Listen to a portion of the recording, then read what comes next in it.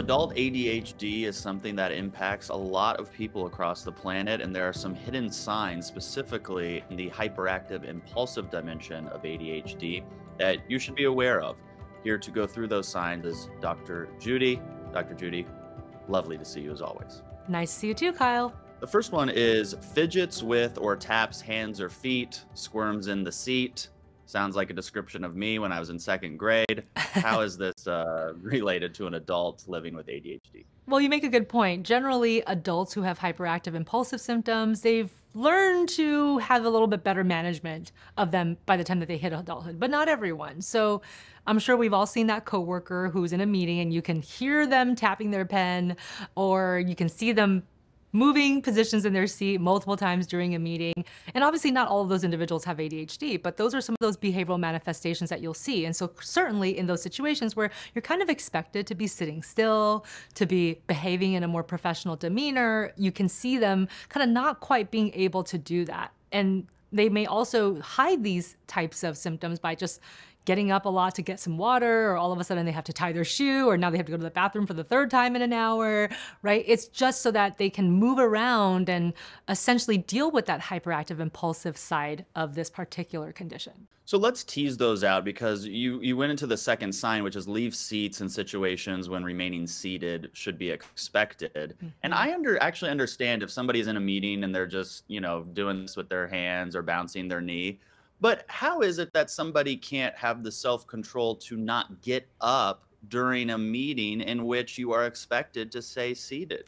Well, it's interesting when I talk to people who have ADHD and the hyperactive impulsive subtype, they'll say they feel like inside they're getting very jittery, like they feel like they're driven by a motor. You hear those types of descriptions for individuals who suffer from the symptom because that's what causes them to not be able to sit still. And despite knowing that the social protocol is to stay still, that feeling welling up inside them is so difficult to manage that they just have to get out of their seat. It's like they have no choice. It feels like a compulsion that they have to follow. Yeah, that makes sense. Number three really ties into the first 2 points, which is experiences feelings of restlessness. Now, in those feelings of restlessness that you mentioned, would adults living with ADHD have experienced those feelings of restlessness as a child? Absolutely. Most individuals who are diagnosed with ADHD hyperactive impulsive type as an adult, they will usually think back on their childhood and say, oh yeah, I had these symptoms when I was a kid, and plus they were much, much worse.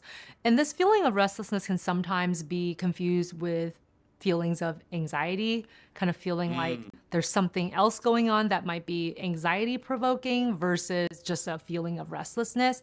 And certainly we see that anxiety does co-occur in individuals with ADHD, but sometimes they can't really tell what it is, but they just can't stay still. They just can't calm down. And that's that feeling of restlessness that we see that causes them to sometimes be more spontaneous and other times more impulsive and maybe do things that later on they regret. Oh man, I really shouldn't have done that in that particular setting.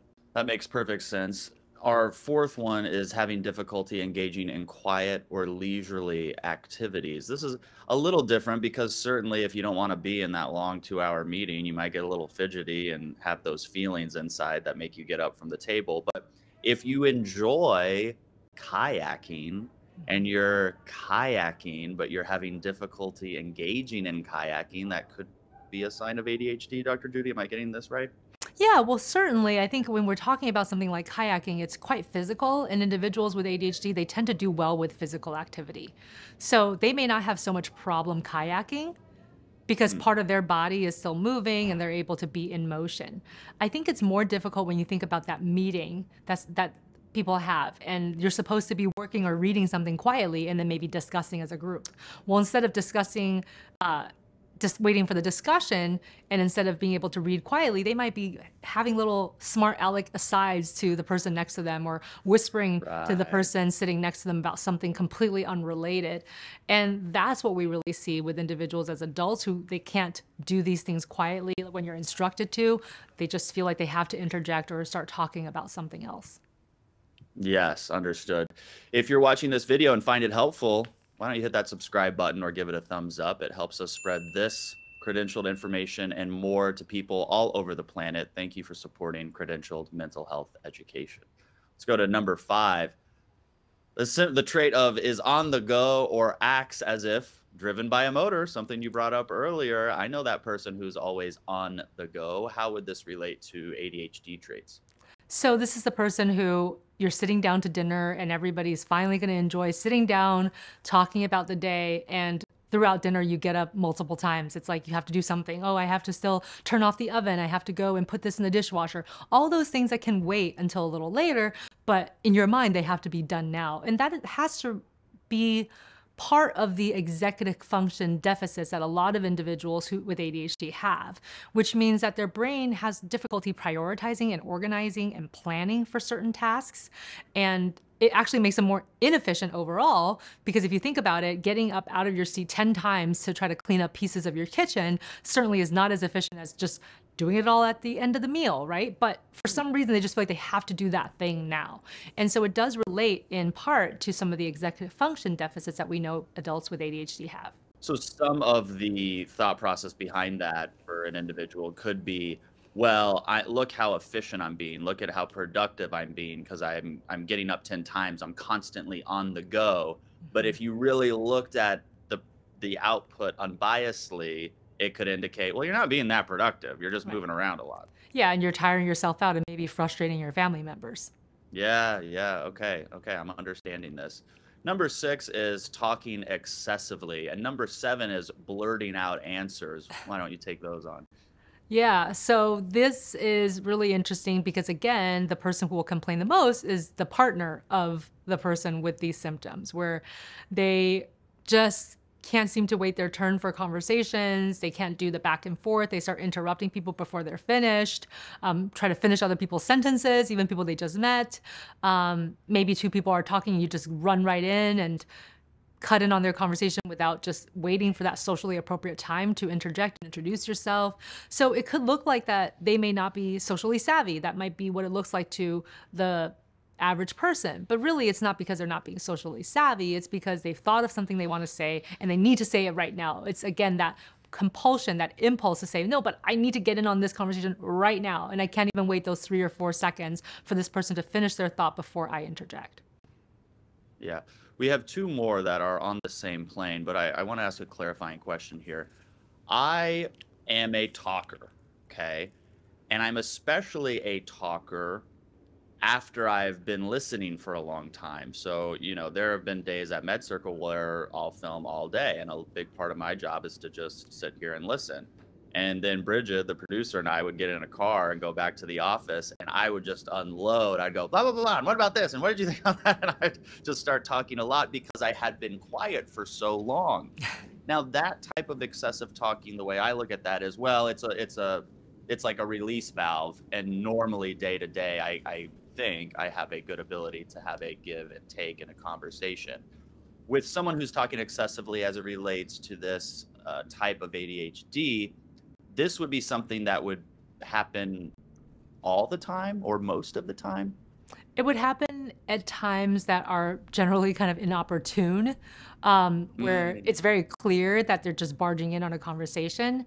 And certainly the ways that we behave sometimes with people that we're really familiar with our friends, with our family, there's could also be some differences there. But the individual with ADHD, it's like they're like this with anybody. It's not just, yeah. oh, I'm just doing this to annoy my sister, or like, this is just kind of how me and my partner, like, we're both kind of type A and we kind of talk over each other all the time. It's a bad habit. No, we're talking about, yes, it is persistent across situations and even with new people, where most of the time people have that sort of self-awareness of, oh, I'm just meeting this person. Let me, figure out what the setting is about first before I speak. They don't really do that. They kind of just run in, and whether or not they're being rude and whether or not they recognize it, when I talk to people with ADHD, they just say, I couldn't help it. Like, I just really had to say something in that moment. Yeah, yeah. Okay, I understand this. Number 8 is having difficulty waiting their turn. Certainly, we talked about this in regards of conversations, but does this also apply of waiting in lines, waiting at a drive-through, waiting at the airport? Well, I would say that is a very interesting symptom, only because I don't know anybody who likes to wait their turn. Who likes to wait in line? Is that on anybody's top 10 list of things to Yeah, oh, I do. just love to wait in a line. Yeah. Isn't that great? Yeah. I don't think that that's anybody that I know, but I think it's that idea of it's so bad for them that it impedes their life. So one example would be you hate waiting so much that you could have actually gone through the supermarket, picked out all your items for dinner that day. And then because you saw the line was so long, instead of just saying, man, I have to wait in this line, nobody likes it, but I'm gonna do it, you just drop all your groceries and leave. You know, it Okay. impedes your life to a degree where you can't get things done efficiently, or it causes you frustration and distress to the point that you're not able to check off your to-do list and meet your responsibilities. I think that that's really the difference. You know, one of the things that I thought about is when I go to Disneyland, I hate waiting in line for rides. Who loves them? Nobody loves lines. But you know what? If I really want to go on a ride, I'm going to wait in that line, right? Somebody with ADHD, they may say, I don't want to wait in this line. They get into a whole argument with their family or friends because they're all saying, no, we want to wait in this line. We want to go on this ride. And you're saying that it's so intolerable that you can't even wait with them and you just leave the park, or you say, fine, goodbye, I'll see you in 2 hours, you know, upsets everybody else. That's the kind of issue I think people tend to have when they have this symptom as a sufferer of ADHD. Yeah. And for those watching, I want to be very clear that these traits are in no way meant to be used as a diagnostic tool, and you would need to get that diagnosis from a professional. And also, I don't want to pathologize anybody's just natural state. Some of us talk a little more than others. That doesn't Mm-hmm. mean we're diagnosed with ADHD. It just means we talk a little bit more. Mm-hmm. So, you know, all of this is with a grain of salt to just get people thinking about themselves and others in their lives. This last one is interrupting or intruding on others. Now, we've talked about the interrupting component, but what do we mean about intruding on other people? Well, let's say somebody's in the middle of doing something. They're clearly in the middle of working on a task, and you go right into their office. You say, I need to talk to you right now. If it's not a real emergency, why are you doing that? Why are you intruding on somebody who's clearly in the middle of something else? Or maybe there's two people clearly working on a project, and you're expecting them to drop that project so that you can address whatever concerns you have at the moment. And so for most of us, we might want to do that. There might be an impulse for us to do that, like, oh, I really just want to get this done. But you'll hold back and you'll say, hey, is this a good time? And if they say, not really, you say, okay, well, when can I come back, right? Even if you're a little disappointed, you wanted to get it done now. Generally, individuals with ADHD, they don't have that kind of planning. So they don't think, okay, maybe let me just come back in 20 minutes and see where they're at then. They just kind of have to get it done right now and right in this moment. Well, those were the 9, but I do want to wrap up here with next steps for anybody who might see these or hear these and go, oh, that kind of sounds like me. I was like really resonating with 5 or more of these. What would be their next best step? Well, the next best step is to not self-diagnose and to find a qualified professional to talk about this with. And I would also suggest that when you go to this qualified professional, don't say, hey, I took this ADHD self-test at MedCircle, and I think I have ADHD hyperactive impulsive subtype. Let the provider come to that conclusion themselves. Let them ask you the questions they feel is necessary and give you the assessments necessary to make the correct diagnosis. Because otherwise, you're going to be leading them into a diagnosis that you either may or may not have. Other types of mental conditions might look like ADHD, from anxiety to depression to maybe the remnants of a traumatic brain injury to the effects of substance abuse. And that's just a few off of the top of my head. There's many, many more. So definitely make sure that you work with a qualified professional.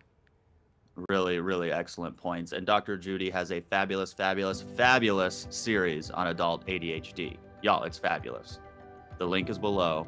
Go watch that if you or someone you know and love, you think might be struggling with some of these symptoms. Dr. Judy, pleasure to see you as always. Thank you for being here and watching this video. Remember, whatever you're going through, you got this.